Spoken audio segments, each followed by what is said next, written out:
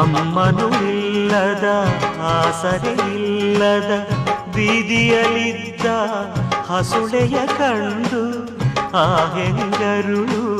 ಮಿಡಿಯಿತು ನೊಂದು ಮಡಿಲಲಿ ಜಾಗ ನೀಡಿದಳಂದು ತನ್ನದೆ ಕರುಳಿನ ಕುಡಿಯ ಸಮಾನ ಕಾಣುತ್ತ ಸಾಗಿ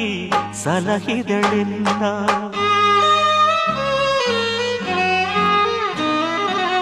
ತಾಯ್ತನ ಮಹಿಮೆಯ